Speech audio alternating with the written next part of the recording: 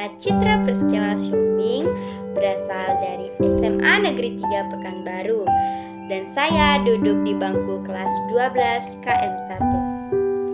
Nah, teman-teman, di sini saya akan membagikan sebagian dari kebenaran firman Tuhan. Sebelum kita mendengarkan sebagian kebenaran firman Tuhan, mari kita bersatu di dalam doa. Bapa yang baik, terima kasih buat berkat-Mu Tuhan. Tuhan, sebentar kami akan mendengarkan sebagian dari kebenaran firman-Mu.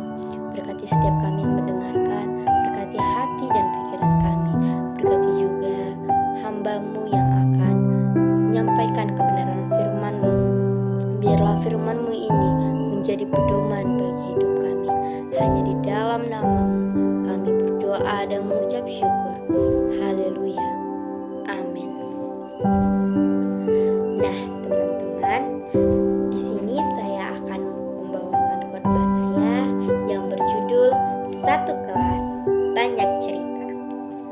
Teman-teman, coba bayangin, kita lagi di sekolah, di satu kelas yang sama, seragam yang sama, duduk di ruangan yang sama.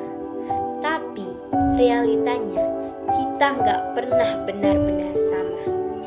Ada yang kulitnya lebih gelap, logatnya beda karena dari daerah lain, ada cewek yang berisik, bahkan ada cowok yang pendiam. Tapi tanpa kita sadari, sekolah jadi tempat pemberian label. Ah, dia anak daerah. Ih, dia cewek, jangan jadi ketua lah. Ih, dia tuh beda banget loh, kayaknya aneh. Memang sih kelihatannya bercanda, tapi lama-kelamaan itu melukai. Di Galatia 3 ayat 28 mengatakan, dalam hal ini tidak ada orang Yahudi atau orang Yunani, tidak ada hamba atau orang merdeka, tidak ada laki-laki atau perempuan, karena kamu semua adalah satu di dalam Kristus Yesus.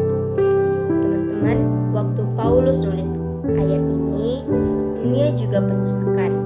Yang diras dan etis, ada Yahudi dan non-Yahudi. Di status sosial, ada hamba dan orang merdeka.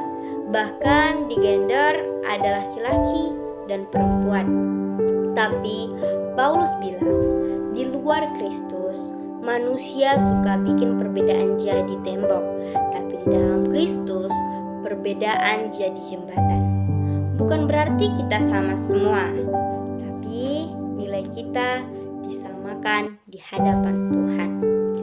Di sekolah mungkin kita pernah melihat teman diejek karena logat daerah, teman kita dikucilkan karena beda suku, teman dianggap kurang keren stylenya bahkan karena beda budaya. Padahal kisah para rasul bilang Tuhan menciptakan semua bangsa dari satu manusia, yang dimana gak ada ras yang lebih tinggi dan gak ada etnis yang lebih rendah. Kalau kita merendahkan orang karena asal usulnya, itu sama aja seperti kita lagi merendahin ciptaan Tuhan sendiri. Seperti di OSIS atau dalam kelompok, sering banget kita dengar, ketua cowok aja deh biar tegas, cewek cocoknya jadi sekretaris. Atau sebaliknya, cowok yang lembut dibilang lemah, cewek yang berani dibilang galak. Padahal Tuhan bilang di dalam 1 Samuel 16 ayat 7, Tuhan melihat hati, bukan penampilan luar.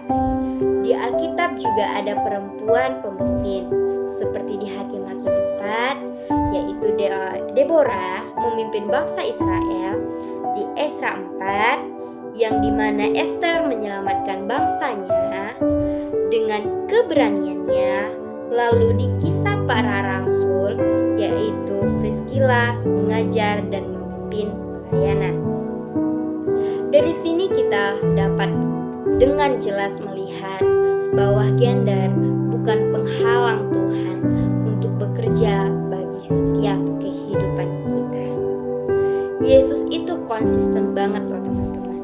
Di Yohanes 4, dia mengobrol dengan perempuan Samaria yang kita tahu beda etnis, beda gender, dan beda status, tapi tetap dihargai.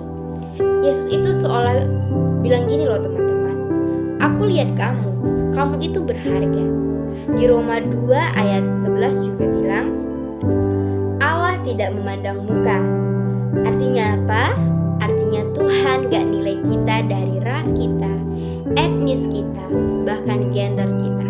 Tapi Tuhan lihat dari hati yang mau taat. Bayangin kalau kelas kita pakai cara pandang Tuhan.